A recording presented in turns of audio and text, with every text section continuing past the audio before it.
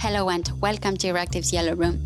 I am Evi Chiori, and this week our podcast takes us to Berlin, where the spy deal between Denmark and the US is shaking German politics just before the elections in September.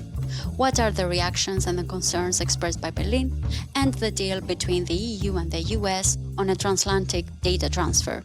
And returning to Brussels, we are also talking about what does it mean in practice the EU ban two airlines to enter the airspace of Belarus. The Pilots Association concerns over safety, the alienated Belarusians, and the ecological and economic impact.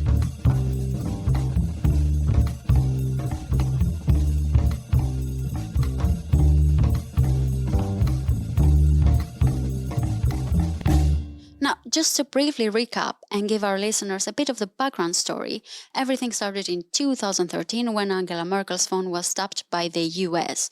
So, no news there actually, until it was made public that Denmark was involved and had a spy deal with the US. To shed some light on what is happening with this story, I am joined today by Oliver Noyan and Niko Krumayer from EURACTIV Germany.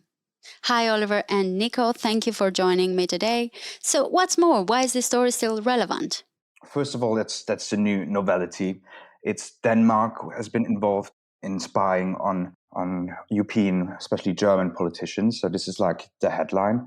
But of course, there are also other things that we have to keep in mind. Like there's currently an ongoing debate, an ongoing negotiation about the new transatlantic data transfer deal, because Privacy Shield was put down by the ECJ in December.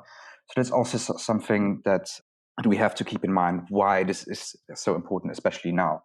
Now, at the time the phone tapping was happening, it was Obama's administration, and Joe Biden was informed of the spying deal. Now, what are the concerns expressed? Now that we're going back to how relations used to be, although they never will be again in the transatlantic relationship, we have that same person who is now in charge of the new relationship between the EU and the US. And obviously that person was aware of that. So that raises a certain degree of concerns whether it will happen again, whether it has been happening during that time period, and which countries in the EU are going to help the US next in spying on Europe's leaders. And Angela Merkel wasn't the only one on the list. Because 2013 was an election year, all the chancellorship candidates were under surveillance. The SPD, who is the second most likely to have the chancellor that year, their candidate, Pierre Steinbrück, was also being surveilled, and the foreign minister, Mr. Steinmeier, was also being put under surveillance. So now that we're again in the same position of an election year, are the candidates that are most likely to make it to the chancellorship, Armin Laschet, Annalena Baerbock, are they also being wiretapped again? We don't know, but it's a question that bears asking. And from an EU perspective, what are the actions taken when it comes to intelligence and data sharing? We can draw a line to the EU on a general level when it comes to data sharing. So the EU has no competence when it comes to intelligence, but there's currently this huge deal that is being discussed about transatlantic data sharing between the US and the EU. Mm-hmm. And now that we explained what is happening, let's just dive into the details. What does this really mean, and how is Berlin reacting to the new information coming out? Of course, it doesn't instill confidence. We've got important events that are going to shape the EU-US relationship in the coming years, in the coming weeks. I think in mid-June, we will have the EU-US summit. We have important other meetings coming up, such as the Security and Defense European Parliament Committee meeting on security and defense issues and the like. So at a time, Europe wants to show a united front in engaging with the US. This, let's call it, increase in tensions between the intelligence services of the member states is disconcerting in that it actually weakens the position of the EU in any multilateral negotiations between the EU and the US. Mm-hmm. And how is this shaping the relations between Germany and Denmark? Interestingly enough, the reaction of Merkel wasn't too harsh to the whole incident.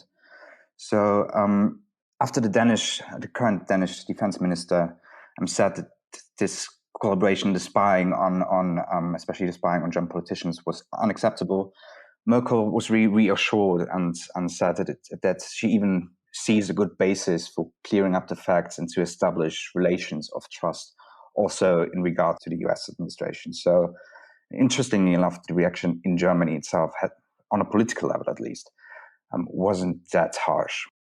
The official line of the strongest party in Germany right now, the CDU, is that it's acceptable, and this was within expectations, and there was a certain degree of awareness to this, and there is a certain degree of acceptance towards the Danish openness, etc. And do you think they will use these new developments during their election campaigns? Could this give them a push somehow?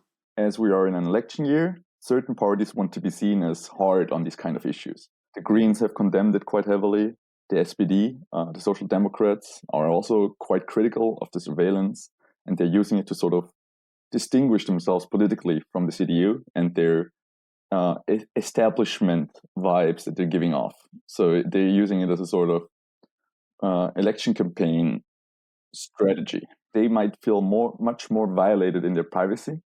Especially in Germany, privacy is a very touchy topic due to the Stasi past. Like, Germany is the self-professed number one data protection country in the world, probably. And I think that kind of population is going to be especially sensitive to information that its politicians were under surveillance by an ally or even a neighboring state, and that information was then shared across the Atlantic. From a political level, when it comes to German election, it's of course something that can be used to establish different views on the topic to get more voter support. So in regards to the German election, yeah, this is absolutely true.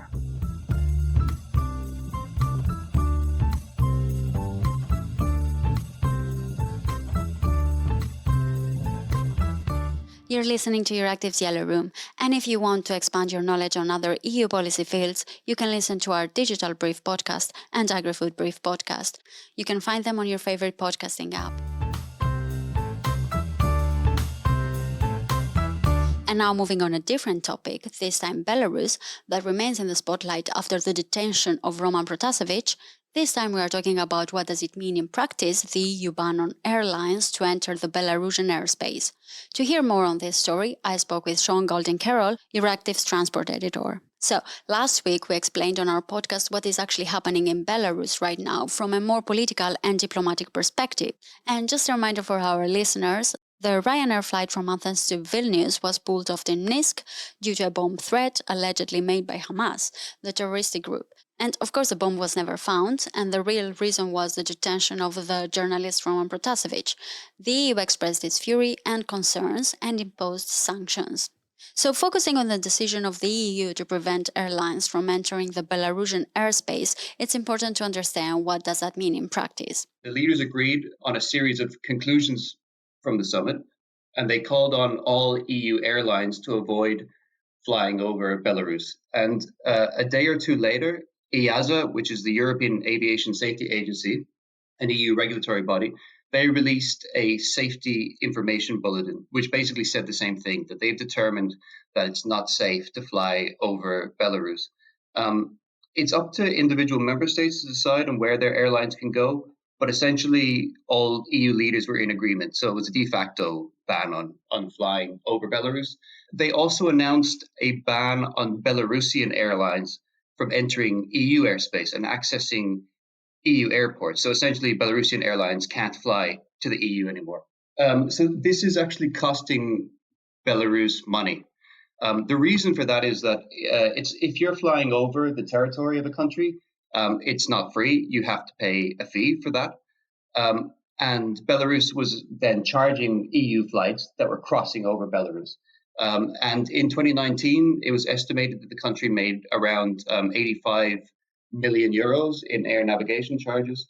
So because EU flights are no longer flying over Belarus, a large chunk of that revenue is now gone. And how is this decision affecting the citizens, meaning Belarusians, because they were already alienated and now maybe even more than before? So it means that essentially those citizens that were traveling to the EU, particularly the elite of Belarus, they're now affected. They're essentially no longer able to go into the EU. So this is a targeted measure to make life more difficult for those who were already in a privileged position of accessing the EU. What impact does this decision have for the airlines and from an environmental perspective? It's a sudden change, and of course it causes logistic headaches for the airlines. They had to all of a sudden change their established flight paths.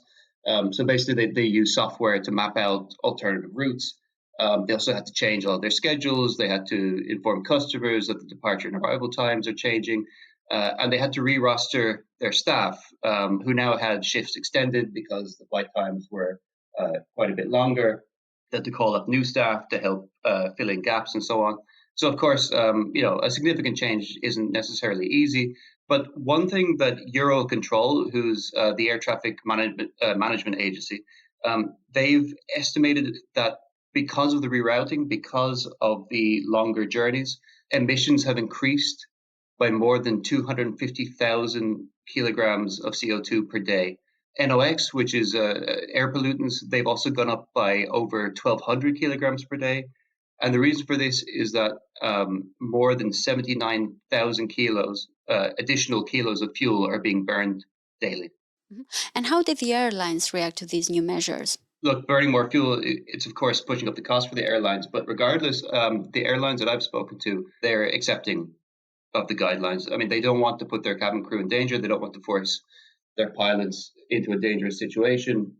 And if they're getting information that Belarus is no longer safe, then they'll adhere to that information. So A4E, which is a group representing a lot of European airlines, they said that they're following EU and national guidance, and they want a full investigation into the circumstances surrounding the forced landing. They released a statement saying that A4E stands with our member Ryanair and the wider aviation international community in condemning any unlawful interference with passenger aircraft. And what about the pilots? I mean, they're the ones in the front line here. Pilots actually are, of course, outraged by what happened. And they say that this incident will erode trust in the wider system.